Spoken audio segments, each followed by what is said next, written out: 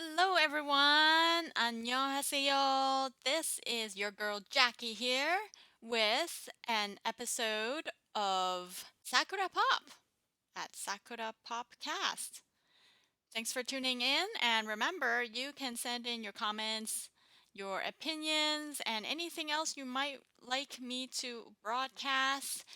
You can email those to Bonnie. Could you give me that email, please? Sakura Pop. Sakura Popcast at gmail.com. Yeah, I just unexpectedly launched that one at you, Bonnie. I know. I gotta be more. This is how everybody knows that this podcast is not scripted. Is with these unpredictable little No, it's moments not. where I try to catch Bonnie by surprise. It's a test. And it worked. Have to be on my hmm toes. So, we are well on our way, barreling towards possibly the last episodes of Vincenzo. Today, we will be Mm-hmm. reviewing and talking about episodes 15 and 16. But before that, there is a question that I would like to pose to Bonnie and all listeners, and that is the question about the type of coffee that you like. We see in Vincenzo, he is such a sophisticated guy. He hails from Italy, which is basically the king of coffee, that country. Yep. They do the best coffee there. And Vincenzo was purely an all espresso drinker before, but now he's taking on a liking to instant coffee. What do you think, Bonnie? Which kind of coffee is do you think tastes better? Do you like that instant stuff? Well, I'm not a huge coffee drinker, but my husband is. And, even though I don't drink coffee a lot, I've drank it before. And I think that this is really ridiculous how they're making this guy from Italy who drank espressos, like good espressos, enjoy instant coffee. I think it's totally unreasonable and completely product placement. I am just as passionate about So, this as you are, Bonnie, and just as strongly right? I cringe opinionated. so hard. It's so unbelievable. Yes. Amongst all the things that are unbelievable, this instant coffee stuff easily takes the cake. I agree. I'm glad we're on the same page because I would have mentioned it if you didn't. I don't mind instant coffee, and this is the type of instant coffee that's packaged in convenient little individual tubes. So it's all in there. The creamer's in there, the whitening's in there, the sugar, and of course the actual coffee. And you just pour it into your cup, uh, pour the right amount of hot water in it, give it a little mix, and it's good to go. It's one-stop shop. Yeah, which is convenient, but not necessarily good tasting. It's very, very sweet. It's like the tea packages where, you get the cream and the sugar with the tea. It's sweet. It's, easy, but does it taste like tea? I would have to doubt that. Right. And as someone who lives with a coffee snob, I know that, if someone is truly into the taste of coffee in general, they like to drink it black. So the fact that it's loaded with all this other stuff means that, the person drinking it might not necessarily be drinking it for the coffee. Just for that sugar rush. Come on, Vincenzo. I'm starting to doubt your taste. But coffee aside, let's run through a summary of what happened in episodes 15 to 16. Vincenzo's half brother Paolo sent hitmen on Vincenzo, and he is saved by his many feathered friends. All seems well, and Prosecutor Zhang, with evidence obtained from the guillotine files, arrests Zhang Hangso.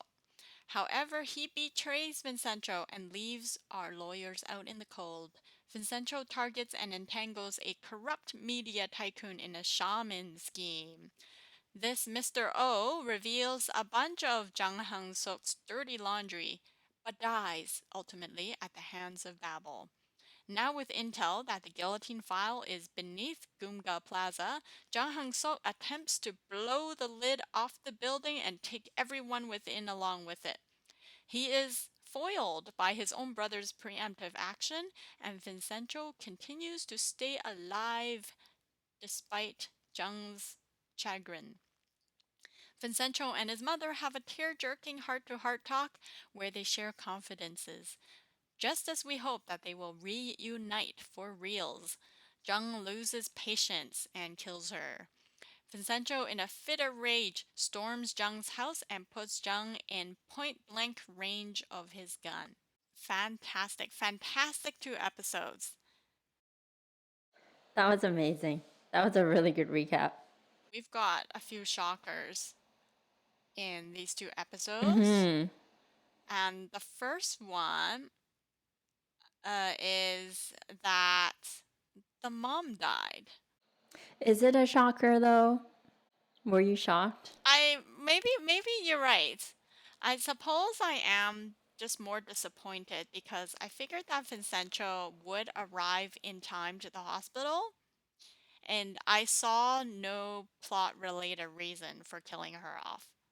I saw it coming that she was going to be targeted, but I fully 100% expected that Vincenzo would come to her rescue. And at some point, we would have a happily ever after ending for mom and child. That would have been nice. But I think the foreshadowing was quite strong since the beginning. I think even in the first few episodes, like really early on when they did the kind of foreshadowing of the future Hmm. episodes, they already alluded to her dying. Well, she was actively Um, dying because of her Wait, disease, that's of true. her She illness. is always constantly Yes. dying. But I think they alluded to her getting killed Oh. off even earlier on. So I was kind of just anxiously waiting for this Mm. moment to happen. And I think in terms of a plot device, I think it was required in this situation to bring out the passion To in Vincenzo because to we haven't push seen him him like over the this. edge. Yeah, because he's always been the cool, calm, and collected one, right? If you compared him to Chaeyoung, who's like throwing coffee cups at the TV and like being really upset by things, and him telling her that she can't be so emotional and, you know, she's just letting the bad guys get to her. This is when he totally loses his cool. So I can appreciate why they did that. Although it was really sad. Yes. And especially just after they've had that mother and son talk. Mm-hmm. And she's essentially adopted him as her son at that point without knowing his real identity. I think she knows. Oh. To be honest, I think she knows, and that's why it's less sad. I Ah. think throughout I was she curious know because they left it kind of ambiguous. they did, but the talk that she had with Jung Woo at the end there, saying that they just recently met, like recently reunited and blah blah blah, and the way that she's always acted around him, you, I can kind of sense that she kind of knows in the back of her mind, Mm-hmm. just like how the lawyer guy knew, like the dad knew, and how Chaeyoung knows. Mm-hmm. I think they are all like they kind of know. Mm-hmm. It wasn't confirmed, but Mm-hmm. at least I think that's a regret that we don't have to be too sad about because I think they both know in the back of their mind what's going on. And they've both forgiven each other, and kind of and tried to come to terms with this tragic past as best as they could by talking it out. So that that scene definitely had me in tears. It was so touching. Super touching. And it's all thanks to Cha Young. So good for her for doing that, pushing him. Mm-hmm. Yep. It wouldn't have happened without her. Yes. Okay, so it might not be such a shock then that At the least to mom me. got I killed don't know. off. But there is another one that I believe does warrant the shock factor, and that would be Prosecutor Jung's betrayal. Did it come? Yeah. It came out of absolutely nowhere. It fell out of the sky and was completely uncharacteristic. Well, I was worried already when we saw that scene of him meeting with Mr. the Cho? Mr. Cho, and I was like, that seems sketchy, but I was not sure. But yeah, it's quite. I'm more disappointed than shocked because I felt like maybe there's one good guy in the prosecution office, but I guess no, there's no good guys. This is this is one of the few times though that Vincenzo and Cha Young put 100% trust into an ally. They're always very, very guarded whenever somebody approaches them intending to help. The way of the world that they live in doesn't give them much confidence to put a lot of faith in any one person.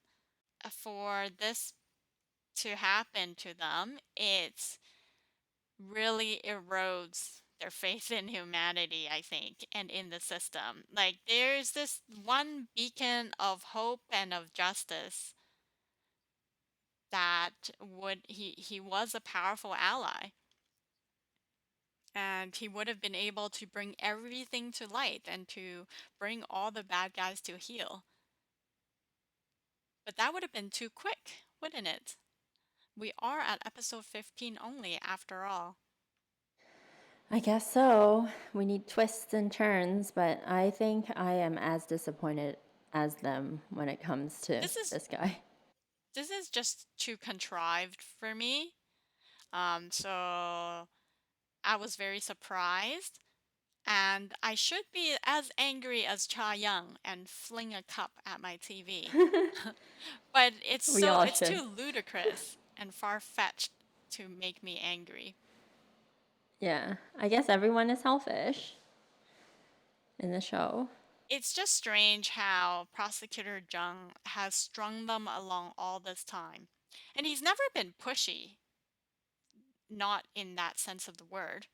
He's never like absolutely demanded things from them. He's asked for their help and cooperation, but he was never aggressive at trying to find out what they know. And even at the beginning, he was reluctant. Remember at the beginning he was very reluctant to have their help.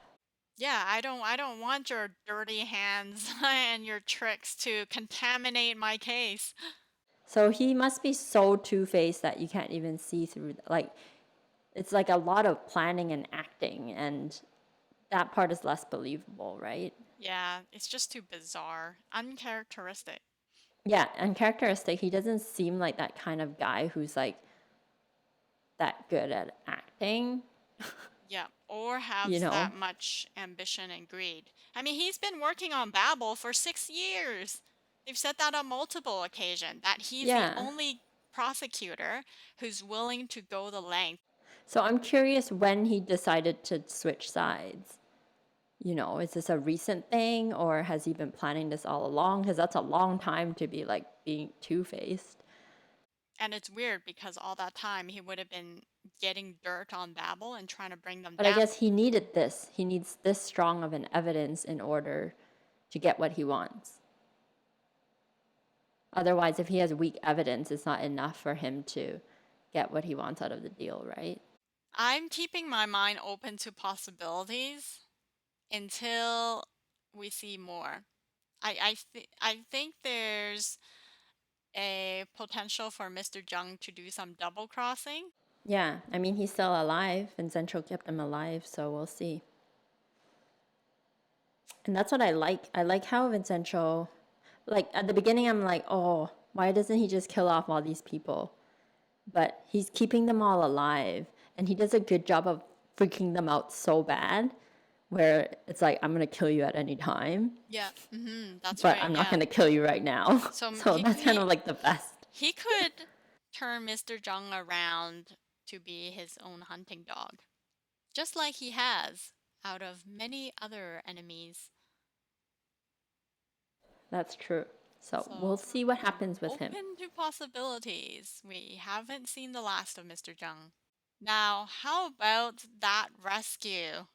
Vincenzo up on the roof, four Italian mafia members who are trained killers have him at gunpoint. And we talked about last episode how there seemed to be no possibility of rescue uh, from a obvious source.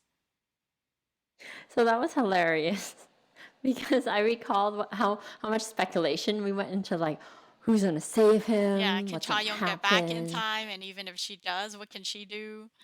Yeah, is she gonna bring someone else? Like, and then the most ridiculous plot happens. I think. I don't know how you felt about. I was like, seriously, this is how he gets saved. I thought it worked. We've seen some It crazy things. it totally gave me Home Alone vibes, and they even mentioned it. I think someone was like, it was like Home Alone. That guy had feathers all over him. Oh, yeah. It's so funny.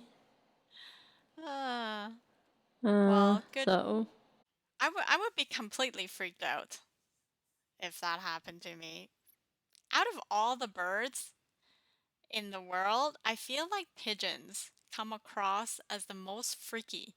Which leads to our next fun thing that happens, the whole charade that they put out to become shamans.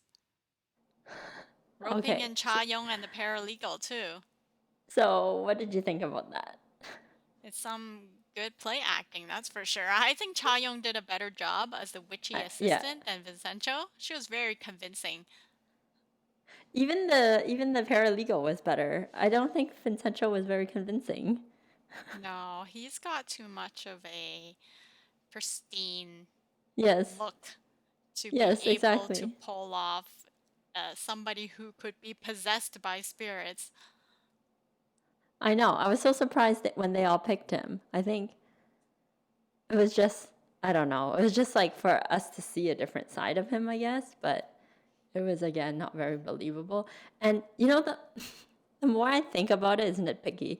But I'm like, they could have just used the initial shaman guy and just told him to tell that guy this stuff. They didn't need to do the whole shebang. Like what's the point of three of them acting and doing all this when they could have just used the other guy? It's just more fun this way, Bonnie. I know, but is it really? We I need don't it. know. We need to see everybody all dressed up and a flower placed behind Vincenzo's ear.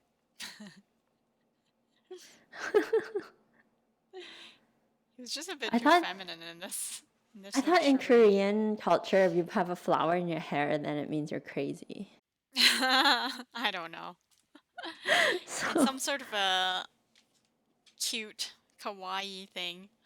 yeah, but I wouldn't trust the kawaii shaman. It's still a thing that people do seek out these shamans or like fortune tellers. Like they would have them at sitting at night markets. They would have their little stands, and then you can get like your palm reading um, or face reading and learn about your future or learn about your past. Yep, but I It's don't think I've ever seen a shaman who looks like Song Joong Ki. So just saying, he doesn't really fit that profile. he can do anything, it seems. That's it seems like it. Yep. He can pose as anybody and be anything, and it's all convincing. Yeah, I guess that has been the plot device throughout. Because every time they have another scheme, he's like acting as something else, right? Yep. So What's that that's thing in that keeping. picture that you sent me? Oh, It's got a whole grid of all of oh the yeah, different things he's posed as. So he's yeah, posed as an influencer. He's a model. Quite a few other things too. He's a yeah, like a shaman. lover boy, Yeah. shaman, A um, seducer. seducer, yes. So that's good. I like it. I like how we see different sides of him. Now for the quote of the week. Things are about to get biblical. The Tower of Babel will soon fall. Dun, dun, dun. It's gonna get biblical. Doesn't get any bigger than biblical, that's for sure. I wonder if everybody catches on to what this quote refers to, um, because it does talk about the Tower of Babel, and that's an actual religious reference. So that's why I thought this quote was particularly witty. Yeah, so if you don't understand something that somebody has said in Vincenzo, it's worth looking up because it's a very smartly written show and they slip kind of these little Easter eggs and references everywhere. Yeah, do you know about the Tower of Babel, Bonnie? No, no, actually.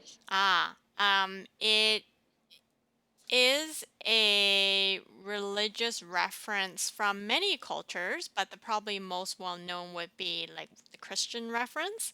And apparently, um, people around the world used to all speak the same language, and then they built this tower.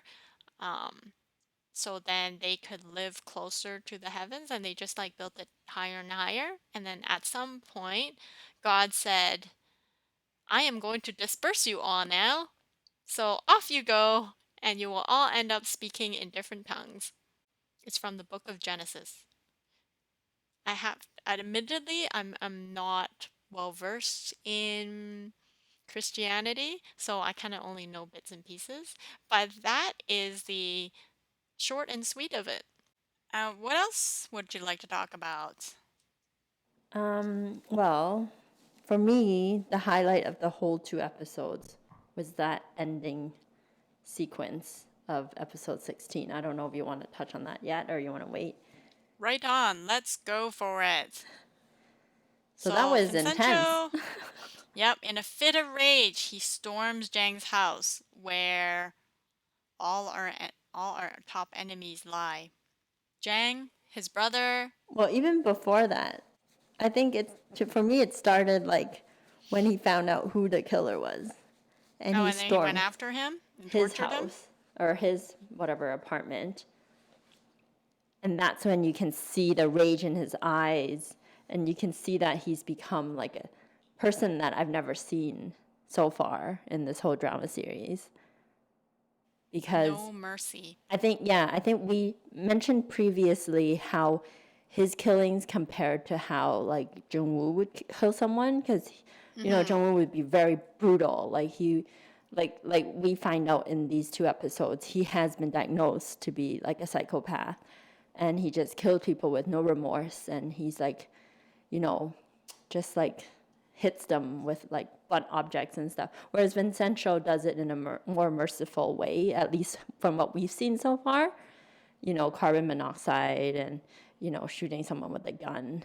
Oh, only when he doesn't need them Yeah. anymore. So it's I mean, only when he continues to need them. I mean, and then afterwards, he still he. disposes Oh of yeah, them. he kills them, but I mean the way is not as brutal. But what I saw in this sequence is the way that he tortured his mom's killer is something that I haven't seen in him before.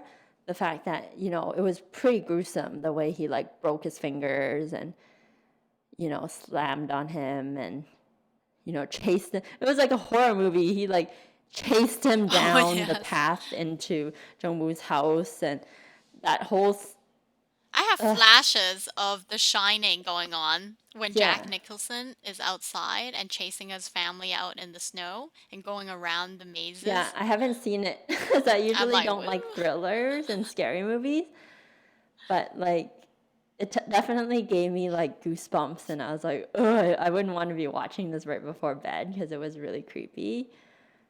Oh. But yes, so that whole sequence, that whole build up to that scene where he shows up at the house with where all the bad guys were was really well shot. I have to say, I derived a sort of sick satisfaction Oh watching yeah. those scenes. I am like, you know what? These people deserve everything that Vincenzo has to deal Yeah. to them. But given it's only episode, I guess I believe in vigilante yeah. And I justice. think that's like throughout this whole show, right? In general, I would I wouldn't be okay with him doing all these gray mafia stuff. But, you know, they build it up so then you are on his side and you feel like what he does, it makes sense and you are rooting for him, even though it's not okay to kill someone and like to terrorize them like that. But it was so satisfying when he shot the bad guy and the blood splattered all over that Busan lawyer's face. I think that was still too quick. That was still too quick, Bonnie, for me. Oh, you would have tortured him more. Dragged Okay. it out. But I think at that point he was torturing them. Yeah, he killed a Yeah, loved one. that's true. So it's just in the most like despicable way when that person was completely Yeah, vulnerable. that was pretty. And Yeah. it was so disgusting how like you see him kill her, and then he like goes home and he's like watching some comedy, like laughing, picking his toes. Like it makes you think like, how can you kill someone and then go Mm-hmm. home and like live your life normally like that with no remorse? It makes you Yep. just so disgusted Yep. at this man. Yeah, there is no mercy to be had. That's true. It would have been nice for him to torture him a bit more. But I think at that point, the point was to torture the lawyer and to terrorize her. Yep, give them a taste of what fear looks like and smells like. They were all scared. They were all scared. Like they were all going to poop their pants. You can see in their eyes. And that was so satisfying, Duck cover. right? Yeah, they were all duck and covering. When it comes to it, Vincenzo doesn't No. flinch. And his life has been put into danger so many times. Like he faces it head on. Yep. Even Cha Yong does. Oh, yeah. But these darn cowards, Yeah. they've just, this is what they're doing to other people. So you might as well see for yourself what that feels I like. know. It's like, this is what you get for messing with a mafia member. You don't just go and kill off their mother. You know, it's Yep. like, take that. I do feel bad for the other two, though, a little bit. They're not great, but the lawyer CEO and the younger brother, they were really not involved in this scheme. But No, they disagree with it. We're seeing some huge cracks developing between Choi Myung-hee and the Wu-Sang CEO. For once in his life, I think the Wu-Sang CEO finally came out and pronounced how unacceptable all of these actions are. They are lawyers. This is not a contracted killing agency, he said. so he has some ethics. I mean, like he's losing his employees one at a time, you know. She gets her underlings to like order all these assassinations and then they get pulled off to the police station one by one. He just got wrapped up in it, and he didn't stop it when it started. So now he is just completely embroiled, and he's a, a, an unintelligent coward. So, aside from going along with it, it's really his own fault It too. is, and I think before he brought her on That's board. if something like this happens, you just fire her. You are the CEO for a reason. Fire her. Yeah, I think he's in too deep. Yeah, he's committed too many crimes on his own account. Well, even if he did nothing, he abetted the murders. So he would be considered an accomplice. Yep, it's not going to end well for any of them. They're all on the same side now, Yep. regardless of what their true values are at this point. I don't have anything else until we get to episode 17 and 18.